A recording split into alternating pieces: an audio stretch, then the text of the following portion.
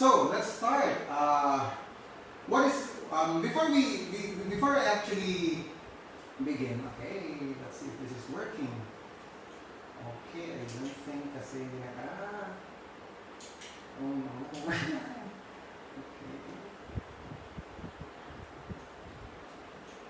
Okay. Yan. Okay. Sige. So, before I officially start my training, let me show you first some definition of terms that I would want to talk to you about today. And let's start off with dreams because yes, that's mainly the topic today, di ba? So, dreams. Ano ba yung dreams? A strong desire, goal, or purpose. And to consider a possibility. So, these are things na yung hindi man siya totoo pa, hindi pa man siya nangyari, but you're thinking of the possibility that it will happen. And another definition of this is actually, okay, this is not okay, a dominant idea that is ever present within us and constantly provokes us to greatness and awakens a desire to do all that we can to be more than we are. So, meaning, ito yung gumigising sa atin. So, let's say, for example, if we have a dream, and we got tired of doing something, but when we think of our dream, ito yung nagda-drive sa atin. Na gawin pa rin kung ano yung kaya natin gawin, no? Na minsan, feeling natin, pagod na tayo, but we're still driven actually because of this word that we have here, which is dreams. Now, the second word that I would want to talk about is, of course, salary. So, what is salary? Salary is it's usually acquired through employment and usually hourly, weekly, or monthly pay that an employee gets or receives from his employer for the services rendered. Okay, so sweldo, in other words, sa Tagalog pa, di ba? And the last thing that I want to talk to you about is, apart from the dreams and salary, is reality. So what is reality? The state of things that are actually, as they actually exist, as opposed to an idealistic or notional idea of them. Or meaning, real life or actuality. So ano ba talaga ang totoo? So, kaya minsan, when we talk about dreams to other people, sometimes, ang sinasabi ng iba, gumising ka na, or di ba? O gising na sa realidad. And these are the things that I want to talk to you about. So, let me formally introduce myself to those of you who have not met me or hindi ko nakita in person or who doesn't know about me. So, my name is Mark Lindsay Serna, and I am a father of actually 4. Okay, and this is my family, and if you can see this picture, this is my eldest son in the very far end of the left. I think it's on your right, and then the very far end on the other side is my second son, which is Cale. So this is Josh, and that's Cale, and the small guy in the middle is Aaron, and my youngest daughter, baby, is actually Yana, the one in the middle, and the one carrying her is my wife, Myla Serna, who did the introduction kanina sa akin. So, why am I showing you this? People call me by my nickname Marky, and let me tell you guys, one of the things that drives me to really do what I should do in my life right now is because of these people na nasa picture na to. Because of course, they're the ones that's pushing me to strive harder, to do what I need to do, and they're the ones who actually wake me up to continue my task or to continue whatever journey that I've started, especially for this, for the future of my family. And talking about dreams, okay? Because usually, when we talk about dreams, di ba? Ever since we're young, since maliit pa tayo, I'm pretty sure a lot of us are already started talking about things na gusto natin na mangyari sa buhay natin.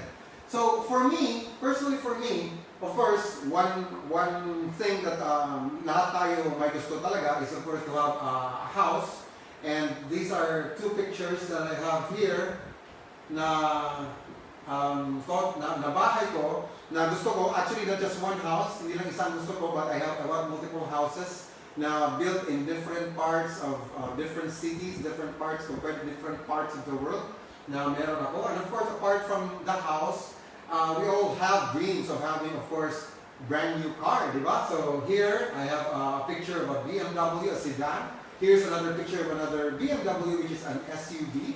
That's always been my dream.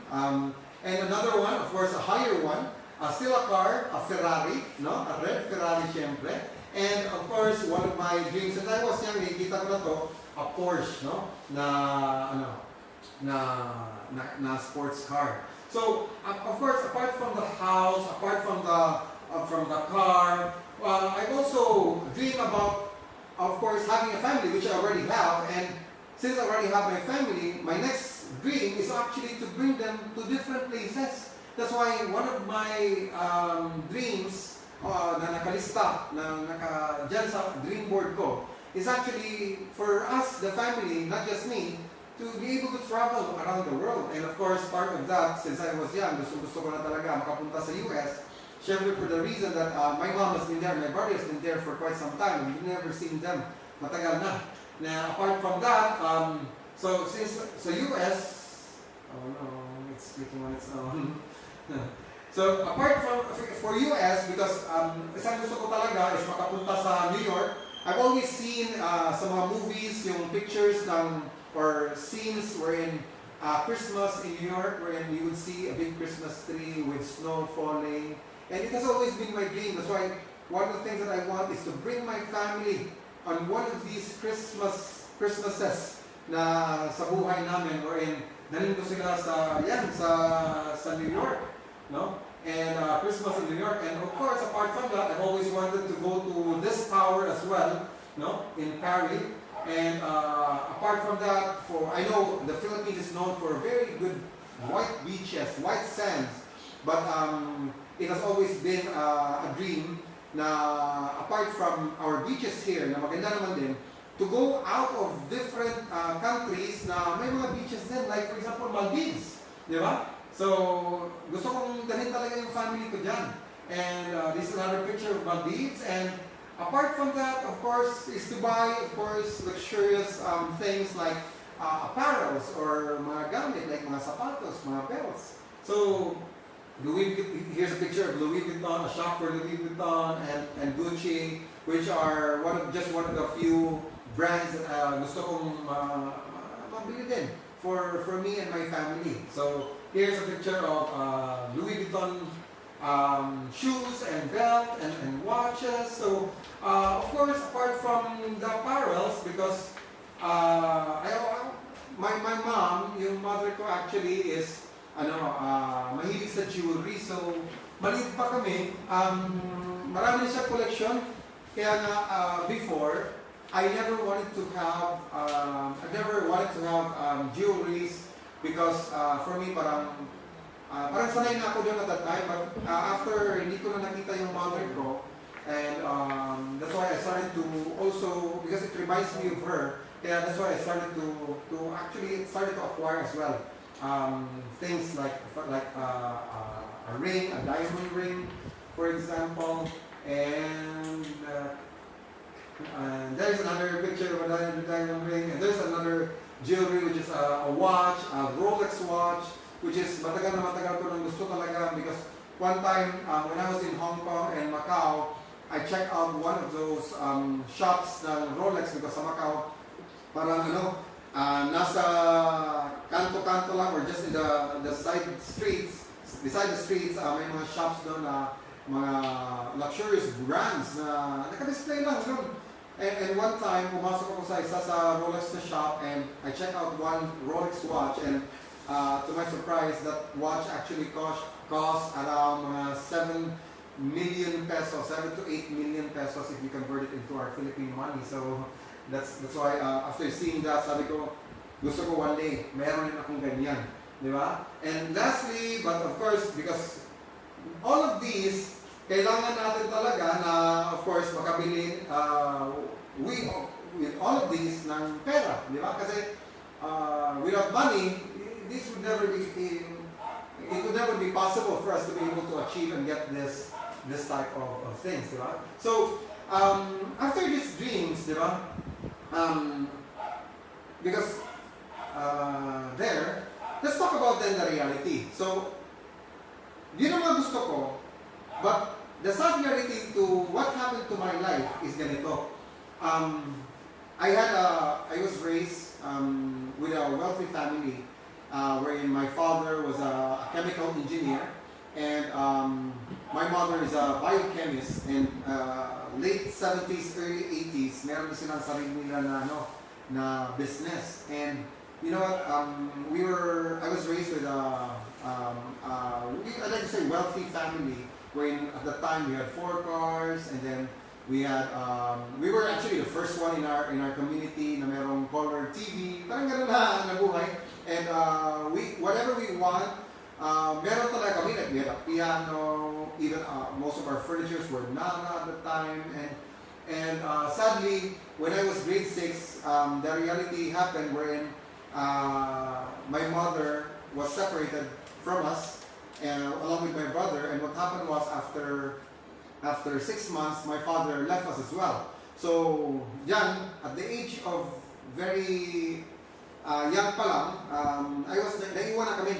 I was the eldest. Yung kapatid ko, I was at the time grade 6. Yung kapatid ko was grade 5. Yung pinakabunso namin was 4 years old pa lang. And yun na, wala na. Both parents, wala na sa amin. And apart from that, of course, syempre, since I didn't have my family to help us, because even though my mother was in the States, a lot of times she was never really able to send money to us, mainly for the reason she didn't have a decent job, because yung brother ko, she has to take care, because my brother was blind, totally blind, actually both of his eyes. Kaya I was left with no family, no money, and of course, since walang nagpapaaral, walang pera, hindi nakatapos, hindi nakapag-graduate sa college. I stopped when I was in second year, first sem of college, where I took medical technologies. However, hindi ko matinapos kasi nga wala nang papaaral sa akin, and I have to decide. I just have to work. Mag-start na ako magtrabaho, because I have to, of course, raise my 2 other siblings. Na yung sister ko, who was just 1 year younger than me, and my youngest brother.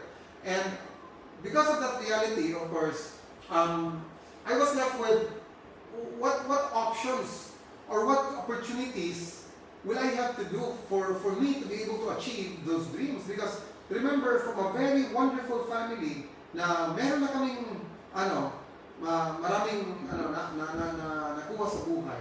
And suddenly, in a snap, all of those got lost. So, here, I was in a position wherein, ano bang pwede kong gawin? No? And I was so young at the time. So, a lot of people would normally, probably if they're in that situation, they would probably say na, wala na kaming resources, I cannot do anything. Diba? You know what, guys, a lot of times, it's not about having resources. It's about being resourceful. For me, it's not the lack of resources, but the lack of resourcefulness that's actually stopping people from becoming successful. So, kahit walang opportunity, because I know there are a lot of opportunities out there. I just have to know what opportunity to get. No? Now, since hindi ko alam, now, and wala rin akong, siyempre, I haven't finished my studies. So, what opportunity? So, opportunities don't make me, on this slide right here, opportunities don't make me, I make my opportunities. So, meaning, even if it's not clear, ano mangyari sa buhay ko? Remember, tayo, I should consider the answer. Okay. Kisa na now. What's the name? The number. Okay. So, I guess we got disconnected because of the call. Okay, anyway, we're back. So, sorry for the disturbance. So, anyway, now, since I was left with no resources, but I have to be resourceful. I have to know kung ano yung pwede kong gawin. So, what I did was to try different stuffs, no? Na mag-yield ng income for me. So, as young as I was, second year high school, even if I was, because ang ginawa ko, I studied and worked and find opportunities. Imagine guys, I was second year high school, I was already selling Avon, Sunny, no? So, by the way, let me just make an announcement to all my friends out there who's watching this live video. You can call me later after this live video. So, for the meantime, hold on, huwag muna kayong tumawag para hindi maputol yung live natin. And, okay, thank you so much. And, of course, going back to the opportunities na pwedeng gawin ko, like income generating opportunities. First time, because after yung second year college ako, nagka-girlfriend ako ng 8 years older than me, who was an HR manager of Greenwich Pizza. And ang ginawa ko was actually to get the recipe. And nagbibenta ko ng slice na pizza. If you're familiar with sliced pizza na nasa mga kalsada, binibenta, no? Like, or in the cafeteria, or in the school canteens. Yun ang ginawa ko. So, when I started that, medyo okay naman. And nung nakabili na ako ng chest freezer, nagawa na lang din ako ng chorizo at tocino. Until nakabili ako ng oven, nagbibenta na ako ng tinapay sa mga sari-sari store. So I packed them in relief na mga supot and binibenta ko doon per pack. So apart from that, na-try ko din magpautang. So here, nagpa-loan ako ng pera sa mga kasamahan ko, sa mga kakilala ko. Wherein it started with a small investment and then later on, lumaki. And then of course, apart from that, sinubukan ko din na mag-internet business wherein I had PisoNet. Di ba? If you're familiar with that, wherein you drop your 1 peso or 5 pesos and then, so actually I've made a lot of boxes, computer boxes na binibenta ko wherein parang umabot ko ng Visayas and Mindanao yung nag-order sa akin because I was the one who personally built those computer boxes back in the days. And apart from that, na-try ko rin na mag-aquarium business because dati pa, mahilig talaga ako sa mga tropical fishes, sa mga aquarium fishes. Kaya ginawa ko, may aquarium shop ako wherein I had 113 aquarium sets for display. And apart from that, meron din akong na-try ko rin engineering and industrial services. This was my business partner back in the days wherein we had projects for different engineering works. Usually if you're familiar with Tubo factories in Negros, those were actually one of the customers ng company ko. So these are the income opportunities that I've tried. And of course, the reason why I did this is because I want to achieve my dreams. I want to get back to that life na-try ko na before, when my parents were still around. However, of course, apart from that, of course, there was also the employment part wherein that was the time that I started earning because for me before, this was one of the pinaka-last na ginawa ko sa buhay because for me, parang I was raised with a family na who was really a negosyante yung father at saka mother ko. So, I haven't seen them work in their lives. So, para sa akin, walang yung mayaman sa pagtatrabaho lang. Unfortunately, due to a lot of circumstances in my life, sitwasyon na nangyari sa buhay ko wherein there was a point wherein nag-boom yung business ko and then I got separated from my partner, which is my girlfriend. Kaya hindi na natuloy. So, what happened was, I got into a call center job wherein that was the time that I experienced earning a salary, no? So, source of my income. Now, I was there, imagine, for 9 years when I started as a regular employee for 3 years, an agent, and then later I got promoted to a supervisor, and then the last 2 years I was then a unit manager at the time. So, with all these opportunities, no, reality nowadays, because when I had my job, no, pinipilit ko na makasave para, of course, mapatayo yung bahay, makabili ng kotse, makagawa ng But since with the little salary that I have, even though I was already a unit manager, hirap pa rin. Kaya, hindi ko maintindihan at the time. Kaya, ginawa ko, apart from me being an employee, sinabay ko pa rin yung pagiging negosyante. So what happened was, altogether, and I did not realize what was the problem at the time. And you know what? Here is a reality that I want to show you that not probably a lot of people have seen this. No, this is actually from PSA, a Philippine Statistics Authority, wherein in the Philippines we have different classes. We have been segregated to different classes depending on our income. And you know what? The baseline, the minimum, because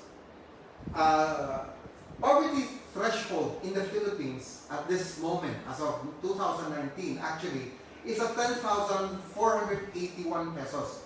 That means to say, guys, now if you have a family with 5 members in that family, if you earn 10,481, that may be the poverty threshold. Meaning, that's the poverty line, no? Nasa poverty line ka. If you earn below than that, that means to say that you will be part of the income cluster, which is the poor. Okay? Wherein, in this part, okay, less than the official threshold yung kinikita mo. So that's less than 9,520 on a monthly basis that your family is earning. Now, and it goes, so the more that your income or salary gets higher, like if you're between 9,500 to 19,000, that's already between the poverty line and twice, or if not twice the poverty line, you are on the low income cluster still, no? But if you earn 19 to 38, so that means to say that you're in the lower middle income. So imagine, guys, ilan lang pala ang nasa lower middle income na yung kumikita ng 19,000 to 38,000, and all the rest are below the low income or the poverty line. So imagine that. I'm pretty sure that a lot of us know about this or knew about this. Now, on the middle income, that's about 4 to 5 times the poverty line na income, wherein you get roughly around 38 to maximum 66,000 per month for your family's earnings for the whole month na po yan. And the upper middle income would start already from 66,000 to 114,000, which was, when I was a supervisor at the time, a unit manager, that was how much I was earning, around 60. Or I was still in the middle income because that was around 60 that I was earning a month. So I was never even part of the upper middle. Now the upper income then is those who are earning around 114 to 190,000. And the rich are those are only earning 190,000. So you may check out this table, guys, and see kung saan ka ba nito, no? Because let's say for example, let's just take for example, if you are within the middle or lower middle income cluster, so roughly let's say you're earning around within 19 to 38,000. So let's just say 30,000 for your monthly income. Let's take this as an example. Of course, being an employee or being a regular person that you are, you must have dreams just like me, right? So of course, one of those is a house and lot. So let's say for example, if you're earning 30,000, you probably have been dreaming of getting a house that's about 5 million. Okay na ba yan sa inyo? Diba na budget for a house, parang medyo okay na. Now, you probably have been wanting to get or buy your own car din, no? And dito, a budget of 2 million, okay, for the cars. Or if you want 1 or 2 cars, okay, probably one small car and an SUV for the second car. I hope makita nyo from ano? Okay. Okay, so if you can zoom that out para makita nila. Okay. Now, earlier actually, we tried live streaming wherein doon na sa computer para makita nyo sana itong mga small figures na to. However, we were not quite able to make it work at the time. Kaya probably in my next training, we will be doing it already. So here, children's education, I'm sure every parent, no, if you're 5 in the family, you would want as well to get or bring your kids to a decent school Kaya here, nilagay ko a 1.5 million budget for your kids' education. No? And of course, apart from that, another vacation budget, part of your dreams na 1 million perhaps, I don't know saan lugar ka po gusto makapunta niyan. And another one is savings of course, na about 2 million. So, roughly, if you check out every person's dream, on average, probably, umabot yan ng mga roughly nasa mga 10 to 12 or 15 million. So, in this example na nilagay ko dito, umabot ng 11.5 million. Okay? So, yan ang dreams ng probably most common people na nagtatrabaho with an income earning of 30,000 a month. Now, let's talk about then reality. Because of course, if you're earning 30,000, okay? So your income at 30,000, you're part then of the low middle class salary bracket, no? Hindi naman 30,000 talaga ang makukuha mo. Really? Yes, that's not the exact amount because of course, less than 30,000 will be of course taxes. So I made some computations and some research. Now, if you're a 30,000 salary, you are probably deducted 1,614.57 for that salary of yours. And apart from that, you'll also be giving out or paying out for your contributions for PhilHealth, Pag-ibig, and then SSS. Kasali na po yan sa mga deductions. So that's roughly another 1,093 na deductions for SSS, PhilHealth, Pag-ibig. And then apart from that, of course, if you're earning a 30,000 monthly income, I'm pretty sure you are living in a decent house, probably an apartment that would cost you a house rental of 8,000, no, to 10,000. So dito in this example, nilagay ko lang ng 8,000, no, and apart from that, you will also be getting you'll also be paying for utility bills. Utility bills include, of course, electric bill, water bill, and your phone, internet bills. So kasama na yan. So roughly mga 3,000. So let's say internet of 1,500, your or 1,000, and then your water bill would be around 500, and another 1,500 for your electric bill. So of course, kasama na din yon. Nagagastusin ng family mo is of course your food. And that includes the 3 meals that you'll be feeding your family with. And nag-budget ako dito ng 10,000. And of course, since empleyado ka, you have to travel and you have to pay for your fare. If you have a small car, if you have a motor, you have to pay for gasoline. So sinabay ko na rin dito travel expenses na roughly around 3,000 na budget.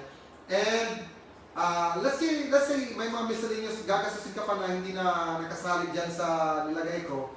Let's put it under miscellaneous, no? Probably, I don't know if baon sa mga anak mo, kakasyahin pa yan, no? But anyway, assuming these are all, lahat na to ang ginagastos mo on a monthly basis, if you sum it up, umabot yan ng roughly mga 27,708.37 cents. So imagine, earning 30,000 a month and spending a monthly spending of 27,000. So basically, you're left then with how much? 2,291 pesos and 63 cents for the 30,000 income that you have. So meaning guys, with that amount, given if may sobra talaga, may tira ka talaga, no? Kasi ginagastos mo strictly ganun lang. With your 2,200 na savings, if you multiply it in 1 year or 12 months, no? You plus or times 10 years. Kasi let's say you'll be working so hard for the next 10 years. Roughly, you will have a total savings of 274,995 pesos and 60 cents. Now, that is if may tira na 2,200 na monthly from your 30,000 na income. Now, of course, the sad reality is there are a lot of people that I know na kumikita ng 30 or probably even more, and even after a few years, even working after 15 or 30 years, like what I did, because I was in the call center industry, remember, for 9 years, and kahit 20,000 or 50,000 na savings, wala pa rin ako nun. Di ba? So, kaya, of course, that's, again, that reality. So, this, think of it as, looking at this photo or this slide that I have here, wherein, when your hopes and dreams are bigger than your salary, so parang ganito yung itsura nun, wherein, ito, representing your, itong sinulid na to, sinulid ba tama? Representing your dreams, and then, the needle, the eye of the needle, the very small eye of that needle, representing your salary. And you're trying to squeeze it in, pushing it na para mapasok mo talaga. No? And unfortunately, of course, looking at that scenario, do you think makakasya? Di ba? Kasi if you think about it, if you go back to your dreams, that's roughly about 11.5 million na budget na gusto mo mangyari, from the cars, the house unlock, the savings, and all those stuffs na, do you think kakasyahin? Because 10 years ka lang nag-save for 2,200, inaabot lang ng 274,000. Kailan kaya makuha yung 11.5 million na dreams mo? Kaya nga, change it to a bigger needle. I don't know if nakikita niyo to because, yan, hindi siya obvious. If you're familiar with this is called the needle, guide or needle something. Basta yun yun. Thread guide. Thread guide, o parang ganon, di ba? Na mas bigger yung butas niya compared to the regular needle, di ba? So, think of it this way. This is your dream circle, di ba? We're talking about your house and lot, your cars, your dream travel, your savings, your education for your kids, and your investments, of course. Di ba? Like, sino mga hindi nag-dream na makatayo, nakapundar ng apartments, di ba? So probably, a lot of us, may mga dream parts, dream circle na meron ganun. But, of course, the reality kicks in, wherein, your income circle is just this big. So, looking at your dreams na ganito kalaki, and your income is just that, paano kaya pagkakasyahin? Kaya nga, a lot of times, nung maliit pa tayo, all we would be thinking is dreams that we are drawing on our drawing boards or drawing on our bond paper sheets. So, ang ganda, laki ng house unlock, ganda ng kotse, di ba? Itong parents ko, may ano pa kami, may resort pa kami, di ba? And unfortunately, the older you get, the smaller your dreams become because minamatch mo na lang siya kung ano yung income mo. So, instead of having this dream na ganito kalaki, since you're just trying to squeeze it in sa salary mo, ang nangyayari, yung dream mo, pinapaliit mo na lang. So, instead of you building a house of your own, re-renta na lang ng apartment or boarding house kung hindi ka talaga kakayanin yung apartment, di ba? Instead na makabili ng kotse, magta-tricycle, mag-jeep na lang tayo, hindi nga magta-taxi or hindi mag-grab, kasi nga, yun nga, hirap talaga, hindi talaga kinakasya, di ba? So, parang, ano ba talaga dapat natin gawin? What do you need to do? Because I was trapped in that scenario as well, when malaki yung dreams ko. However, the income circle that I had was very small. So, what needs to be done is, syempre no other, because we've been told a lot of times, ikaw kasi, Marky, ikaw kasi, sobrang gastador mo. Gumagastos ka, sobrang gala mo talaga. Di ba? Kaya ang gawin mo dapat magtipid. Magtipid. Ang ginawa ko ng lahat ng pagtitipid. And you know what guys, ganun pa rin. Wala pa rin akong savings, wala pa rin nangyayari sa buhay ko. But you know what I realized? I was listening to a wrong advice. Hindi pala tama yung advice na sinasabi na sa akin na dapat magtipid. Kasi ginawa ko ng pagtipid eh. Di ba? Buhat, noodles, or tuyo, at saka noodles na lang yung kinakain namin. Wala pa rin eh. So ano ba dapat? This is what you need to do. Increase your income. Increase your income until it matches your dreams, kung gaano kalaki yung dreams mo. Because when that happens, guys, of course, that will be the only time that you will be able to achieve your dreams. Kasi if you will just stick to what you're doing right now, earning the same salary, earning the same amount of income per month, don't be surprised. Your dreams will just be, will continue to become dreams. And dreams na lang sila. And they will never turn into reality. Di ba? So, what you need to do? Increase your income. Di ba? So, ngayon, since alam ko na kung anong gagawin, I have to increase my income. Because, of course, your dreams don't matter if you're not willing to work for them. Meaning, kahit gaano ka ka-dreamer, kahit gaano mo ka-gusto, mangyari itong magandang pangyayari sa buhay mo, acquiring all those stuff that you want. But if tamad ka at wala kang gagawin, wala din mangyayari.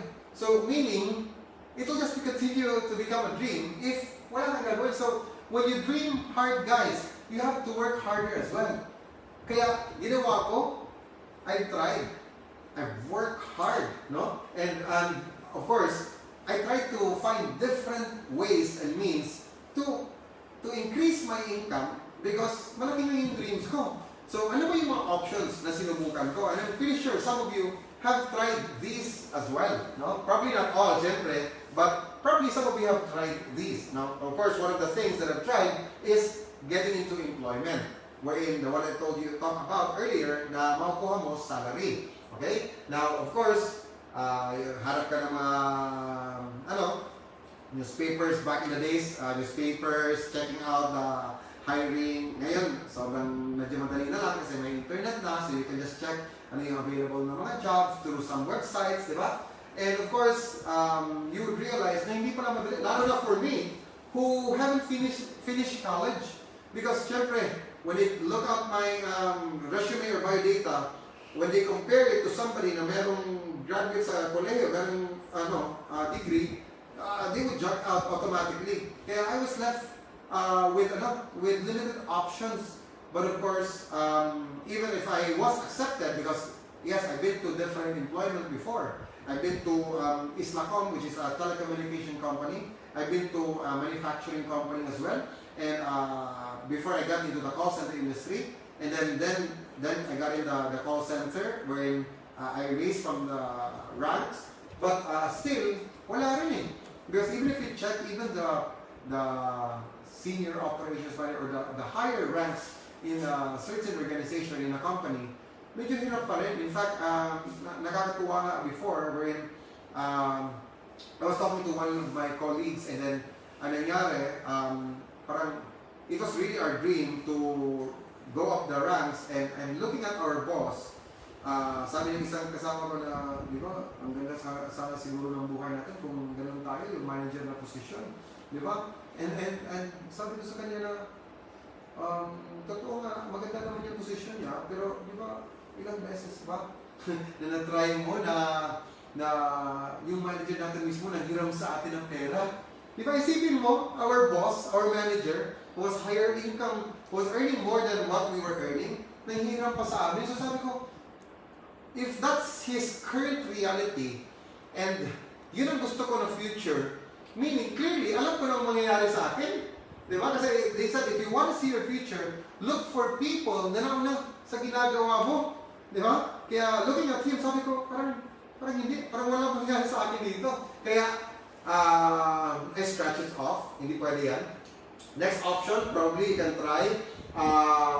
Another thing is, you can work abroad, be it OFW or seaman, no? For me, hindi pwede maging seaman. OFW, napag-isipan ko din yan.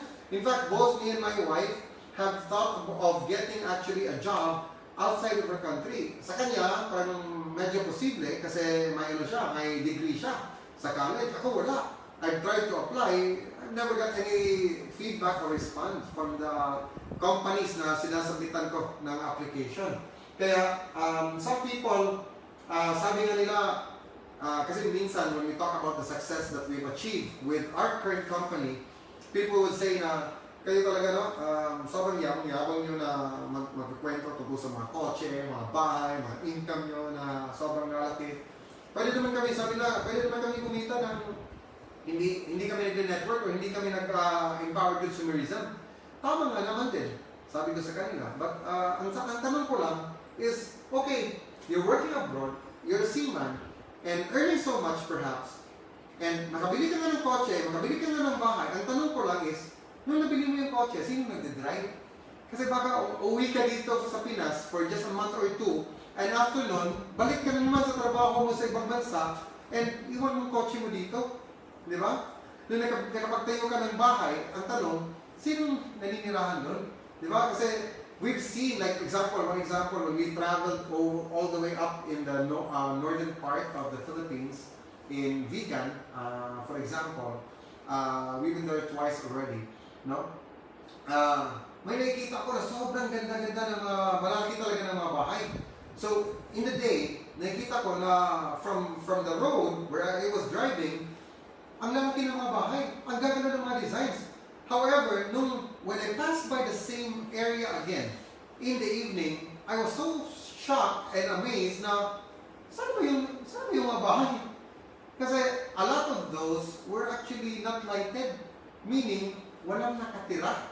So maganda nga yung bahay, malaki nga yung bahay mo, nagpapundar ka nga ng bahay, sino naman nakatira?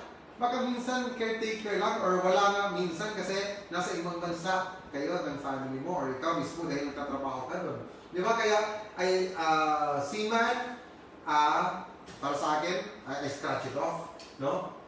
Now, what's another option? I could be in showbiz, di ba? Pwede mag-artista, di ba? Pero yun nga, hindi naman lahat are given the chance or given the opportunity na maging successful sa showbiz. Because of course, isang titingnan dyan is, may personality ka ba? Di ba? Do you have the looks na kailangan? Di ba? You have to consider a lot of things. You have the talent, di ba? To act, di ba? Or we have the stage, aura na kailangan para maging sikat na artista, di ba? Kaya sabi ko, hindi, scratch ko rin yan. Hindi rin yan pwede sa akin, di ba? So ano pa bang ibang options na napag-isipan ko? I could go into sports. Pwede ako magpa-boxing. Kaya when I saw Pacquiao and a lot of successful boxers na kumikita ng sobrang laki-laki na pera talaga. Like for example, look at Pacquiao. Di ba? Kasi gano'n naman talaga usually. Some things, minsan or usually starts na hindi talaga sikat or hindi siya patok sa mga tao. Like for example, like boxing. Before, it was never a fad to a lot of people. Hindi gusto ng lahat ng mga tao na magpa-boxing. However, yung nakita na may taong kumikita ng malaki, magugulat ka na lang na ang daming tao na gusto maging boxingero. Di ba? Like even mga artista nag-aala gym na, nagba-boxing na, di ba? Kaso, looking at the experiences of these boxers, nung nakita ko, itsura ni Pacquiao, even after winning a fight, sobrang bugbog. Di ba? Sabi ko, kumikita na din siya ng malaki, kaso sobrang bugbog naman. And I've read an article because a lot of boxers in history, na sumikat, kumita na malaki. A lot of them, after a few years later, doon na lumalabas yung mga problema wherein some of them are a lot, if not most of them, doon na lalabas yung mga blood clot, yung mga hemorrhage na mga natatago lang pala na caused by the blows that they got when they were in boxing. And some of them nagpa-paralyze at a very young age pa. Di ba? Kasi imagine being beaten, hitting those blows every now and then. Practice pa nga lang yun. You get, kahit hindi mo pa katotoong kalaban, nabugbog ka na eh. Di ba? Kaya sabi ko, gusto ko man siya, kasi wala kikita. Sabi ko, hindi pa rin ito para sa akin. Di ba? Kaya, what else? I could be a musician. I could be an entertainer. When I was young, when I was still in elementary, we were taught by our parents, we were sent to musical schools. In fact, I know how to play the piano, I know how to play the guitar, I could sing.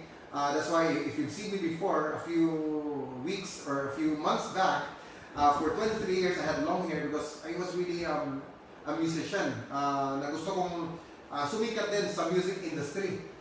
However, yun nga, ilan lang din ang nabigyan ng chance na kumita ng malaki. In fact, to tell you honestly, my brother is a blind prodigy, a blind pianist who is now in the States, and even up to this point, medyo hindi pa rin maganda, ganun talaga kaganda yung buhay nila. Kaya sabi ko, pwede naman, pero imagine earning only roughly around 500 to 1,000 per night if I will be playing in clubs or playing in restaurants. So sabi ko, hindi pwede sa gusto na buhay ko earning that much, sa laki ng dreams ko, hindi pwede. Kaya sabi ko, I'll scratch it out, I'll park it for the meantime, yung dream ko, being a successful musician. Di ba? Now, some people would say, na you find somebody na mayaman. Hanap ka ng mapangasawa mo na mayaman. Kasi pag mayaman sila, automatic, mapangasawa mo yan, mayaman ka na rin. Di ba? Kaya nga, a lot of women, they chat with so many people, they date with so many people. But of course, considering these people, of course, they have their priorities and they have their options as well. Because if they're that rich, of course, they can choose whoever they want. Di ba? Sa buhay nila. Kaya may slim na chance din. Bakit hindi rin ikaw yung makuha? Especially for a guy like me, sino ba naman yung pipili sa akin na mayaman, di ba? Na hindi naman ako, I don't have a circle of friends na mayaman din at that time. So, parang I scratch it off as well. Now, I've seen a lot of people din na yung mayaman ng sobrang-sobra talaga. Na they were into illegal drugs. Di ba? Like, drug pushers or ano. However nga, a lot of these people, ano nangyari? They probably enjoyed their life for 2 years, 3 years, or ilang years or months that they became successful. Kumita ng sobrang laki, nakapagtayo ng mansion, But you know what? After yun kasi, yung tuwa nila or yung success nila is just short-lived. And sabi ko, I don't want a short-lived na life, na success. Diba? What I want is a long-term one because I want it for my future, for my family's future. Hindi ito para sa akin lang eh. Kaya I scratch it off as well. Diba? And of course, the last option that I could do is probably tumaya sa lotto. Diba? Now, if I could win the lottery, maybe, no? Kikita ko ng bilyon-bilyon instantly. But to tell you honestly guys, I made my research. We only have, do you know that mas mataas pa yung chance mo na matamaan ng lightning, ng kidlat, no? That's about 1:12,000 chances of you being hit by lightning compared to hitting the lottery or the jackpot, which is a 1 against 258,000 na chances, no, of you being able to get or hit the jackpot for the lottery. Kaya sabi ko, parang I could not wait na pang ilang chance na pwede akong maging milyonaryo or ma-achieve yung dreams ko with this opportunity. Kaya, if you think about it, all of these options, wala rin. Kaya ang ginawa ko, of course, ano ba pwede kong gawin? I was thinking so hard, no? And to tell you honestly guys, having the experience of being an employee, where I got my basic pay and of course, being able to try other businesses opportunities as well. Sabi ko, ano ba talaga ang pwede kong gawin? Remember I said earlier, na if you want to see your success, you have to be with people not successful. You have to mirror with other people na naging successful. Diba? So, what's the best thing that I could do is to find people, no? Kasi sabi dito, if you want to go somewhere, it's best to find someone who has already been there. This is as per Robert Kiyosaki. If you're not familiar with Robert Kiyosaki, he's the author of The Rich Dad, Poor Dad, the 4 quadrants, where he talked about the 4 quadrants, no? of ways on how people could earn money actually. And he's very well known for his book, because though his ways are not really the traditional ways, which when he started, di siya naintindihan ng karamihan, but when he started getting success by the teachings that he started, doon na people started copying and following him. So, ang sabi niya dito is to find someone who has been there. Now, of course, who I was before, I was limited to only a few people that I could be with. Di ba? Kaya I've been trying to find people. Di ba? And at the time, of course, the challenges that I had when I was wanting to get those or wanting to achieve those dreams that I have, of course, number one is I didn't have money. So if I want to be with somebody na successful, I could not be in their circle because I don't have the same amount of money, or not probably the same success that they have. Because usually, if you notice guys, kung sino yung mayaman, kasama yung mayaman din. Sino yung mga mahirap, kasama yung mahirap din. Di ba? Kaya sabi na birds of the same feather or the same bird or they flock together. Di ba? Kaya nga, challenges, I don't have money. And what opportunities do I have if you don't have money? Di ba? Another challenge of course is I don't have time. Di ba? Kasi given na I was so busy with my job, imagine working 16 to 17 hours per day. When I was just earning 60,000 a month, not being able to achieve my dreams, I didn't have the time, di ba? To venture into something or another thing that could probably help me find an opportunity that would help me achieve my dreams. And of course, another challenge that I have is my health. Because back in the days, when I was working in a call center, my health was, to tell you honestly, it was really deteriorating. Because given the time that I'm able to spend for my job, hindi madali. Imagine working at night every single time, no? Working from 8 to 12 noon without, syempre, lack of sleep. Sometimes, masaya na makatulog ng 2 to 3 hours. Diba? Imagine that. Kaya I had a lot of problems with my health at the time. Wherein, I had enlargement sa heart, fatty liver disease, slip disc, because of that challenge. And of course, what skills? The next is the skills that I have. Ano bang skills ko? Wala naman akong capacity. I haven't been trained to do something that would help me get to that level na I would be able to achieve my dreams. So, sabi ko, if I could sacrifice a lot of these, kaya I try to save money, to sacrifice these, a lot to save time, kaya kahit bubog sarado na, no? Because when I was there, in those opportunities like my work before, I was so hardworking. I was so dedicated. I took all the risks, no? I was driven really to work so hard and to become so dedicated with my job. And sabi ko, all of these sacrifices, because I said the bigger the sacrifice, the bigger the results that I would be getting. However, upon learning about how to really get into that journey towards getting the success, instead of me looking at them as sacrifices, because sacrifice, I realized that sacrifice was really not the right word that I should be dealing or using for me to do these things. But instead, the right thing is actually to invest my money, because invest it on things that would make it grow bigger. Invest my time, because I wasn't wasting my time anymore on when I ventured into some other opportunities like the one that I'm in right now. And of course, my health, I have to just probably take care of it. So invest on what I could do. I mean, like supplements that could help me gain back my health. And of course, invest in my skills, diba? So learn, train, pay for attend trainings, and all those stuff. Actually, you know what? Given the same hard work, given the same risk that I've been through, and of course the consistently doing all those things, you know what, guys? It brought me to a different level of success, and I got into an opportunity which was something na inaayawan ko talaga for the longest time. Nasabi ko, this is not for me. Kasi sabi ko, I don't have the skills for this. Of course, I didn't have the money to invest for this. And I don't have the time, because these are all the excuses. I realized that all of those things that I've said were just excuses actually. Excuses that was preventing me na ma-achieve ko yung goals ko o yung dreams ko.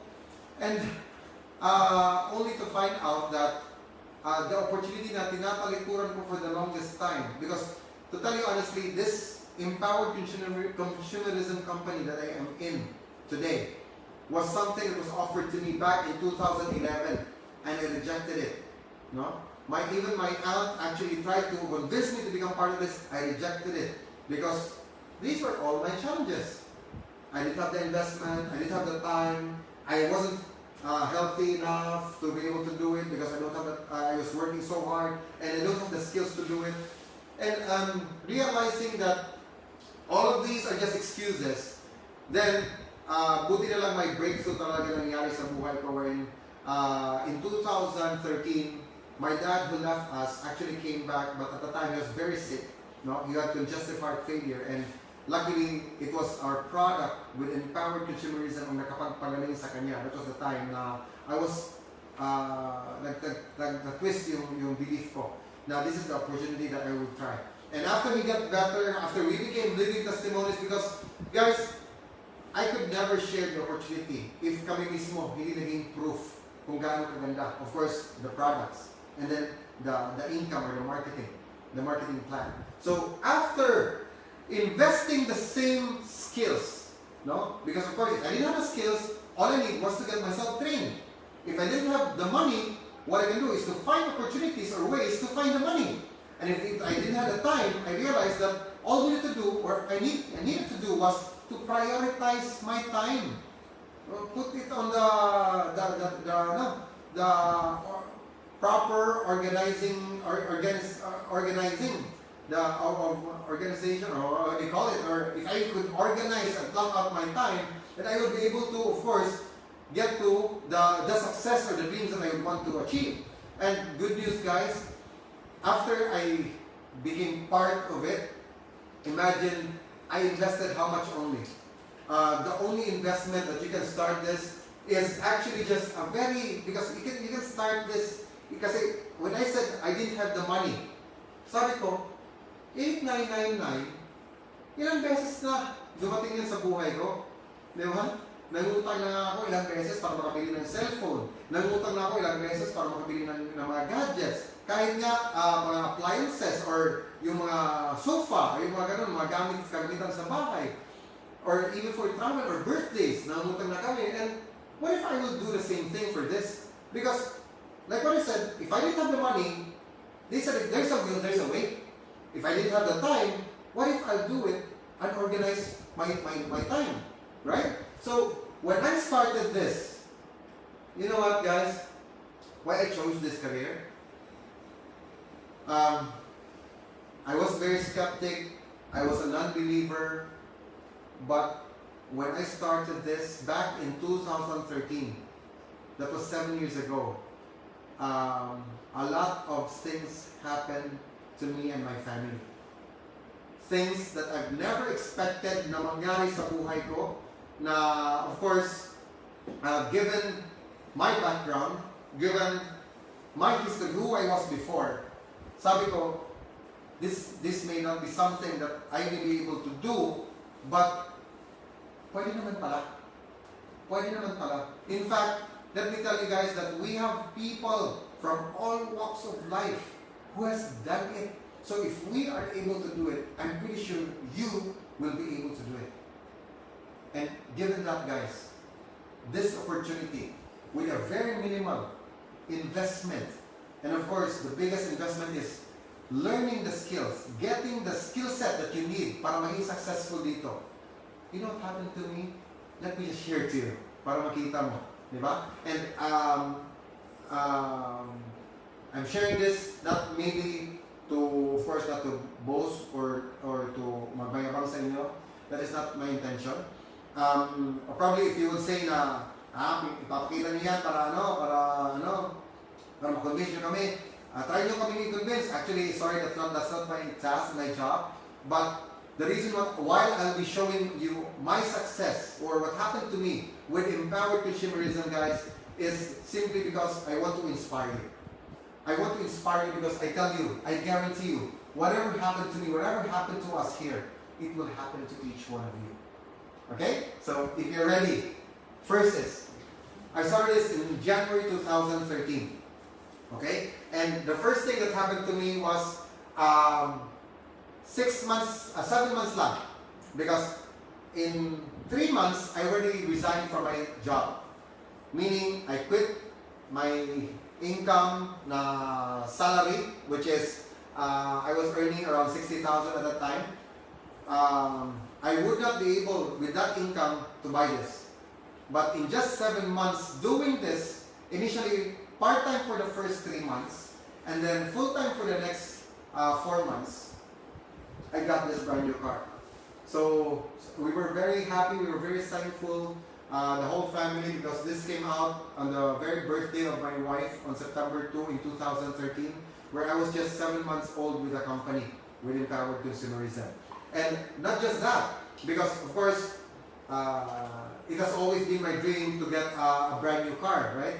And apart from that, if you recall back my dreams, I always wanted to have a sports car, and on my 3rd year, I got this second brand new car, which was this time a sports car, a 2-seater car, which is a top-down, na sobrang ganda talaga.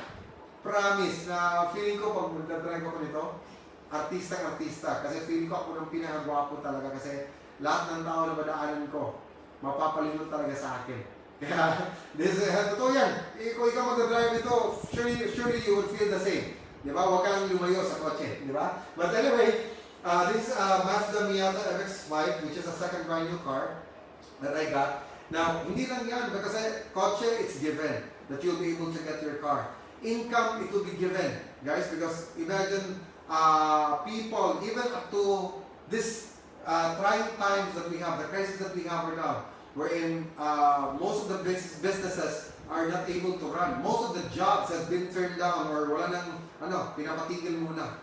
Ngayon, we have people who are earning even as high as 800,000 a month or even more, di ba? With this opportunity, because we have the online system, we have the proven and tested na system that could make your business or you earn more even with this pandemic, because fully functional na di ba? And you know what? Apart from the cars, apart from the income, one thing that I love so much that happened to me in this company are the travels. I know today, not in the coming days of course, we will not be able to do this yet. But the first time that I was able to get out of the country, out of the Philippines, because I never experienced it before, not until I became part of Empowered Consumerism. I first got foot on Hong Kong in 2014.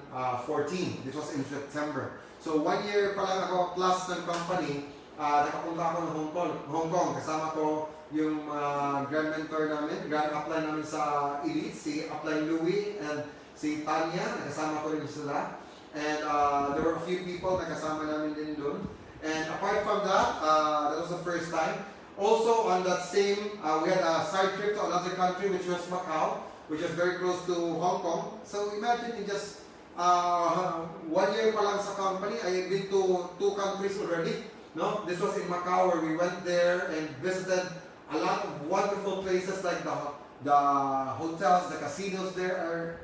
I was so shocked, so amazed that I've never seen structures na ganun kaganda in my life, wherein I can just see high-end boutiques and expensive shops just in the streets of Macau, and grabe, it was a very amazing experience. And syempre, since when I started, ako lang mag-isa, to tell you honestly, my wife wasn't even supporting me when I started, kaya she was not part of the early trips that I've done with the company.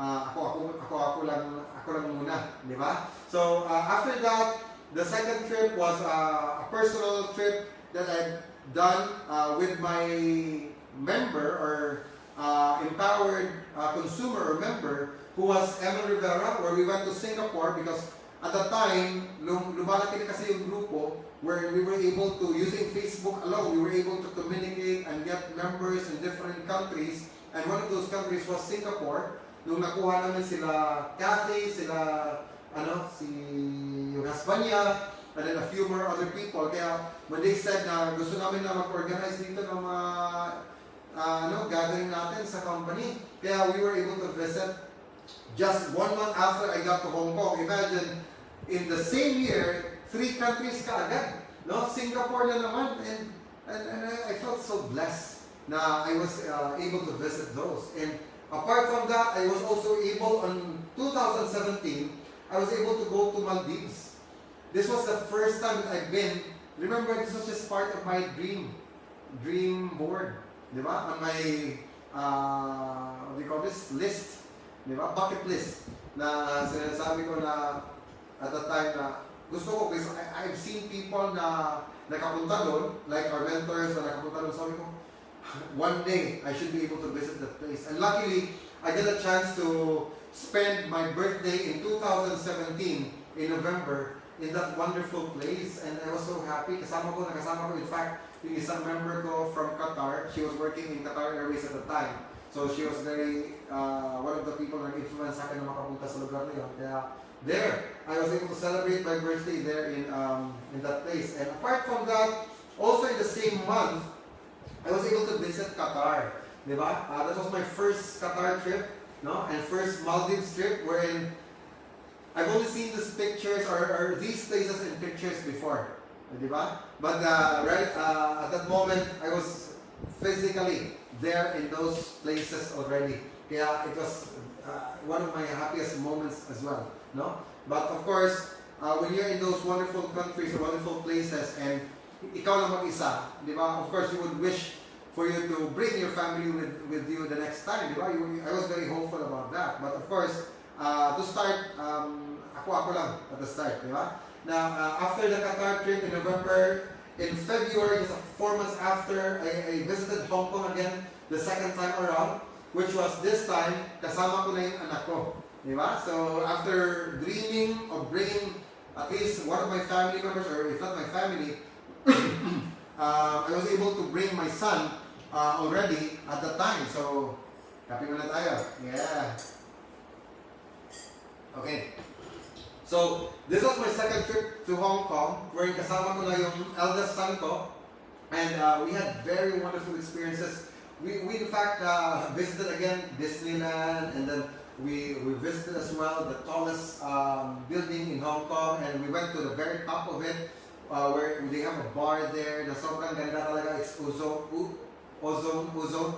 And there, makikita mo almost the whole place at night na sobrang ganda talaga ng scenario namin ng view.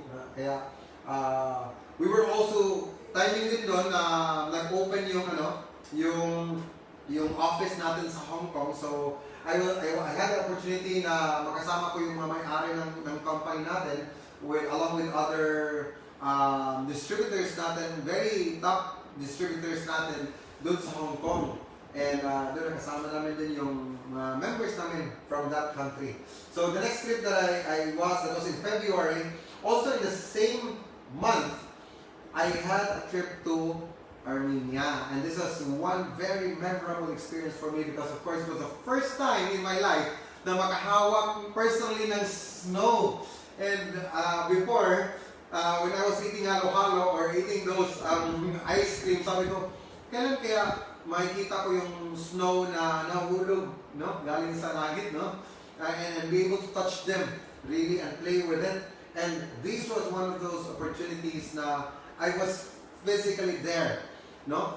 Where parang bata ako na I was doing the butterfly in the snow when I was there kasi nag-ski kami. We went to the mountain top where they had a ski, and then it was really fun. And of course, considering the wonderful place that I've been, the pictures, I have so many wonderful pictures in that place, guys, and I would wish to someday bring my family and bring you to this wonderful place soon, right? So one of another bucket list for me.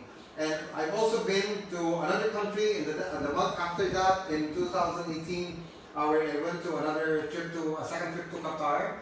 And this is actually one of the tallest buildings there, and very uniquely designed. They call it the Church, no? And if you can see, I don't know, I'm sure hindi mo makikita from your view.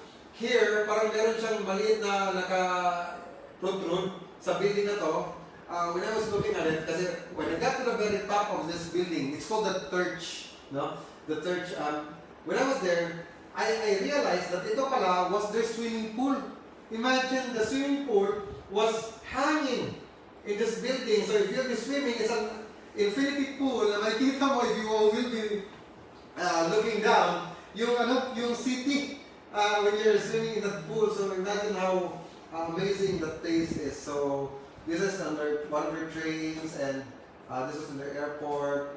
That's a very big teddy bear there in their airport. So sobrang ganda ng mga experiences talaga, no? And not just that, in June, another trip to Hong Kong in 2018. Where there I was able to talk sa office and to share my story there in our office and in another venue.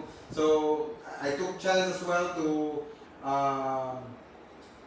share, of course, our business to that country. And one time I was also asked to judge because isang ginawa ng grupo ko before was we held pageants, no? And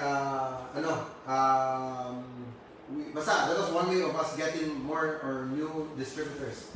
After that Hong Kong trip in June, I had in July we had another trip which was initially in Malaysia, which was just a side trip because kasama ko on this travel was 280 people, distributors of our company. Kasi we went to, right after Malaysia, we went to Maldives. Di ba? So this was now the second time that I've been to this country. So remember guys, it was just part of my dream or my bucket list, and now I was there already for twice. We had our awarding there, we've been to wonderful places. This time a more expensive one compared to the first one that I've been to. This was in Sheraton, Maldives, and sobrang ganda. And I would highly recommend na mapuntahan mo to. Diba? Of course, my next goal is to bring my family. We actually have already scheduled supposedly for March this year. However, because of this pandemic that's ongoing, hindi na tuloy. Diba? But anyway, I'm pretty sure makapunta rin kami soon after this coronavirus na scare. Now, after that, we had another trip in Singapore. And this time, kasama ko na rin yung wife ko. Diba? Again, it was just part of my dream na makasama yung family. And dito, nakasama ko yung wife ko in this Singapore trip. It was an all-expense paid trip by our upline, our mentor, who gave out this for the top distributors of his team. So, we were there in August of 2018. So, imagine, June, July, August, tuloy-tuloy, iba't ibang countries, di ba? And after that, still in 2018, back then, we also went to Macau, no? And apart from that, next was in March already, where we went to Hong Kong. That was already my fourth Hong Kong trip. And dito, tatlo na kami, no? Tatlo na kami na magkasama dito, yung anak ko, no? Yung asawa ko at saka ako na nagkasama, na nakapunta ng Ocean Park, ng Hong Kong Disneyland. And this was already another all-expense paid trip by the company as well. So imagine all these places na napuntahan namin. And hindi lang yan. The very latest was back in October of last year, 2019. Just a few months ago, where nakapunta kami ng South Korea, Jeju Island, which was another free trip by the company. And kasama ko din yung asawa ko at that time. Wherein, of course, very memorable. So sa mga gustong-gusto, mahilig sa mga sa mga Korean novela, di ba? Like the one that we watched, like the Crash Landing on You or Crash Landing, and then what other the Itaewon Class. I'm hoping that I will be back. I will be able to get back to this place, to be able to visit other places as well, like Seoul and other places in Korea. So that will be very fun to do that as well. So hindi lang yan, because we had a lot of very memorable things na ginawa sa Korea. And of course, apart from those travels, the car, the travel, one of my dream was also to build up my own home. And this is the very first, again, this is just one because, I dream of building not just one but multiple houses, probably in different places, different countries even. Diba? So to start with, I started this house project and finished it just last year, no? Which was, of course, I'm very proud of, because if not for this opportunity, guys, I just opened my mind to it, because I would have been trapped until now to that salary that I've had over the years, for 9 years, where I was an employee in the call center industry. Di ba? So, buti na lang talaga na I opened my mind to this opportunity and it gave me all of these. Di ba? So, if gusto mo yung nangyari sa akin, because of course, you watching this video probably are saying the same challenges like what I said kanina. I have no money because I'm trying to save it, especially nowadays, di ba? Who would want na walang makuha ng pera nowadays, especially na walang trabaho, walang income yung mga tao ngayon. Probably you're thinking na dapat I will be saving this money. But ang tanong, hanggang kailan ba aabot yung pera mo? Di ba? Kasi baka mauna pa maubos yung pera mo bago ba babalik yung trabaho mo or yung income mo. Di ba? So would you wait for that? Or would you rather invest that money like what you've done and then start earning from it so that you'll be able to gain from your investment, di ba? So that should be one of the things that you should be doing, right? And so when you don't work for your dreams, someone else will hire you to work for theirs. So meaning, guys, a lot of us, like especially when I was an employee, I had dreams. But our bosses, parang ganito kasi yun ang scenario eh. Kung you don't do something for you to achieve your dreams, like what this is saying, someone else will hire you. So parang ganito, yung boss mo, di ba? Papakita niya sa iyo yan na, Marky, ito yung plano ko for our company. No? We will be building our big building, no? Our tower for this company. We'll be expanding to different places, different countries. We will be opening branches. We'll be expanding our products. We'll be offering new services. And we'll be earning so much. Like I will be able to build my house. And sabi mo, at that point, sabi ko, wow, grabe boss, nakaka-inspire naman yan. Di ba? Considering like my boss was driving an expensive luxury car, traveling to different places, different countries, being able to build and establish and expand his business. Sabi ko, very inspiring yung life ng boss ko. Di ba? Yung owner ng company ko. And you know what? Sabi niya, kaya trabaho dyan ha, para mas lalo kong ma-achieve yung dreams ko. So that was when I realized this saying, na when we actually don't work for our dreams, someone else will hire us to work for theirs. Di ba? So, ang tanong ko lang to myself was, hanggang kailan? And probably that should be the question that you should be asking yourself, guys. Hanggang kailan ka na okay lang sa'yo na you are working or building someone else's dream, like your boss's dream, instead of building yours? Di ba? So what do you need to do now? Of course, you have to start. Wala kang ibang dapat gawin, but you start now. Di ba? You have to start now. You may not know it, how to do this. You may not have the skills, but kahit zero skills ka, guys, no? Whatever you know now, I'm pretty sure you didn't know anything about it a few years back. So what you need to do is get yourself trained. Get yourself a mentor. Di ba sabi ko kanina? Find somebody who knows, who has been there. Para kung ano yung ginawa niya, ano yung inabot niya, ano yung na-achieve niya, doon ka rin papunta. So, importante ngayon is to start now and get that person. Find a mentor because that's one of the loopholes of people why they're not getting their success. They don't have the investment, as what they say. They don't have the time, they don't have the skills, and they don't have somebody who will teach them because normally, guys, in normal life, in a normal business, no one will teach you because usually they call it trade secret. Or it's usually a marketing secret. That's why they can share it to you because if you'll be copying a similar business to what they're doing or other people are doing, they would probably say, you may end up more successful than me. Kaya I want to keep this for myself. That's why they will not be teaching. But dito iba eh. Your mentors, the people like me, if you are under our team, guys, you will not regret the support that we'll be giving you. We will be teaching all the things that we know para ikaw din maabot mo yung na-achieve namin. Kasi your success is crucial to our success. Your failure is our failure too.